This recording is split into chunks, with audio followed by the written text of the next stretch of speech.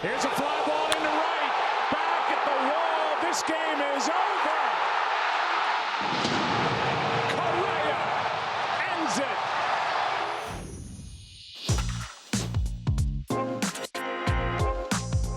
From MLB.com, this is the Morning Lineup Podcast. I'm your host, Will Leach.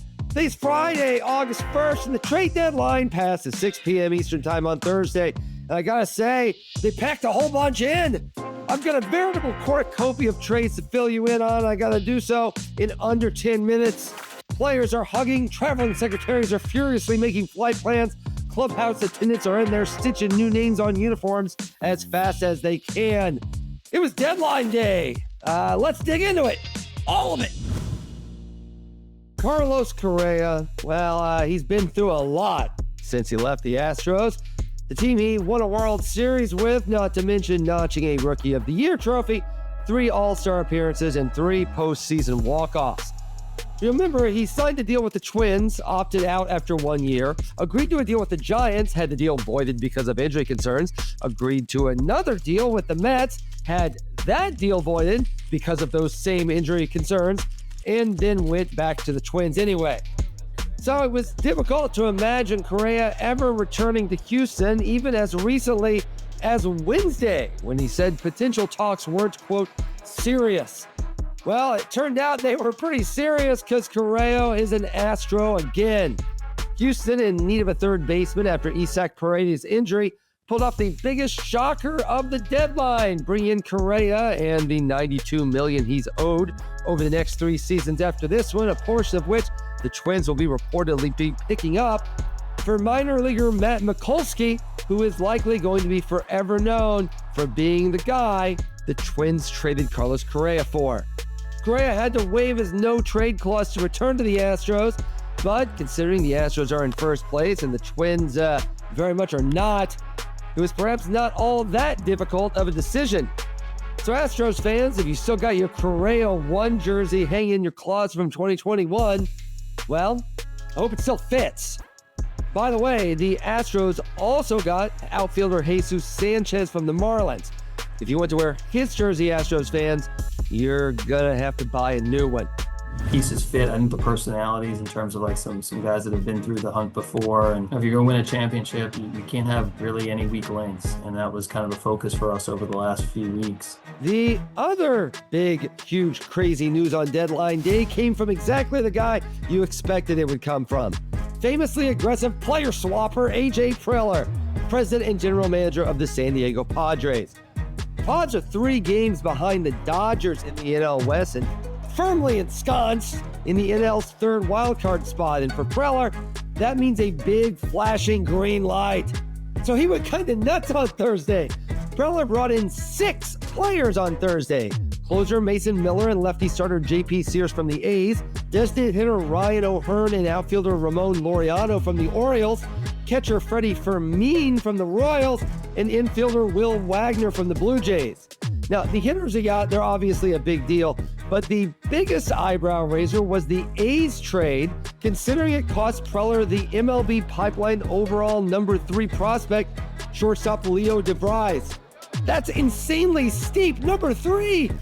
But if the trades get the Padres to the World Series for the first time this century, and that's clearly Preller's plan, as it always is, it will be absolutely worth it. You can also always count on the owner, Steve Cohen, general manager David Stearns, and the rest of the Mets to be active at the deadline as well.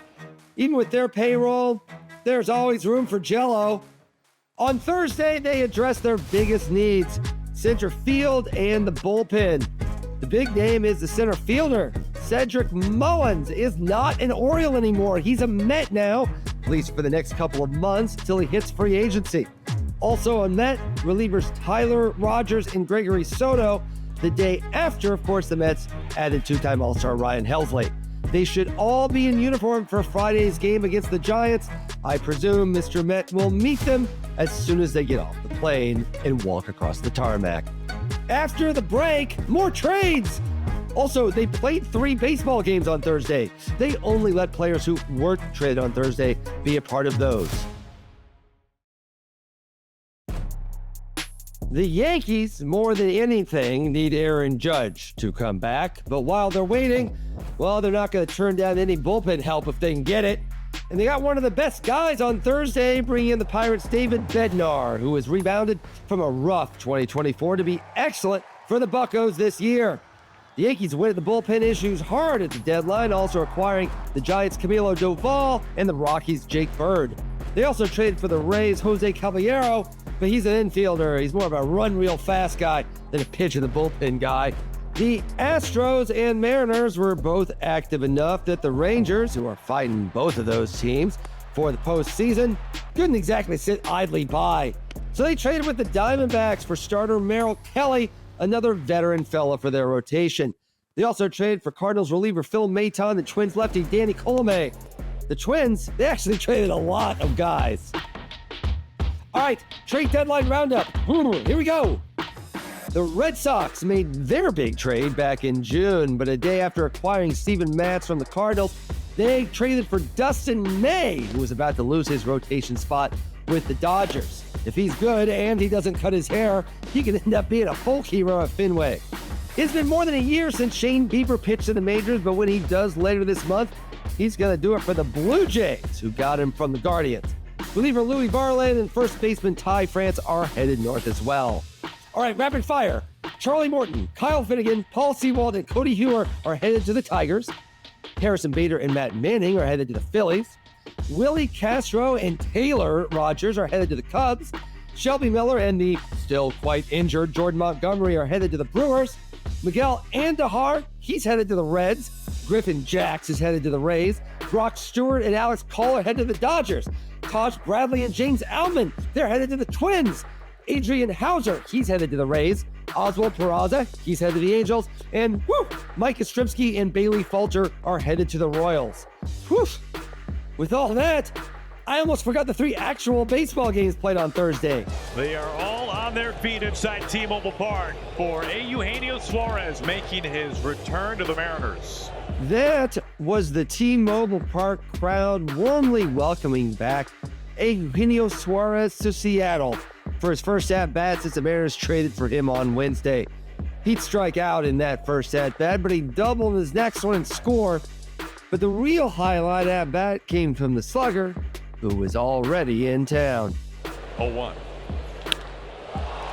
Down the fly ball. This carries back. It keeps carrying back. It is gone! Cal Raleigh with a rainmaker just over the wall in right field. That was Cal Raleigh finishing off July with his 42nd homer, putting him on pace for 62 for the season.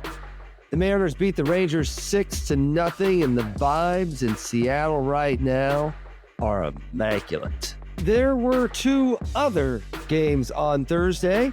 In one of them, the Yankees got homers from Giancarlo Stanton and Ben Rice to beat the Rays 7-4, bringing them within 3.5 games of the Blue Jays.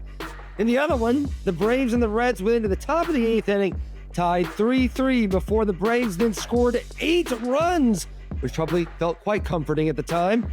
That is, until in the bottom of the 8th, the Reds also scored 8 runs. Only the 3rd time in MLB history 2 teams scored 8 runs or more in the same inning. The Braves ended up winning 12-11 in the 10th, an inning that was much less exciting.